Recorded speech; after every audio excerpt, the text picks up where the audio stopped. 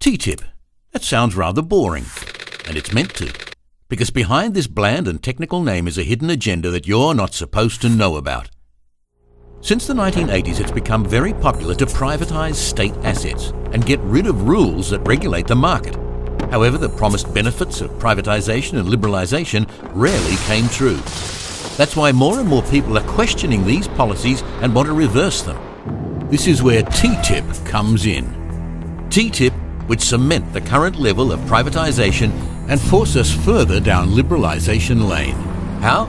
Say we want to introduce new legislation to protect our health, the environment, or labour rights. This legislation would first have to be checked by a transatlantic authority established by TTIP.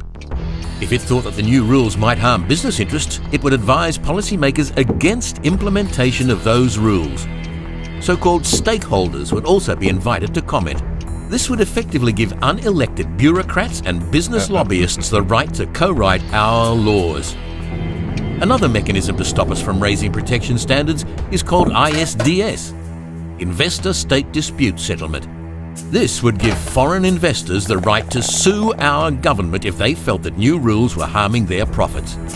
We could be forced to pay millions, even billions in compensation, and governments would think twice before introducing new rules. Once signed by the EU and the US, it's almost impossible to change or terminate TTIP. We'd be locked in for generations, unable to choose alternative routes towards a society we want. That's why we have to act now, before it's too late.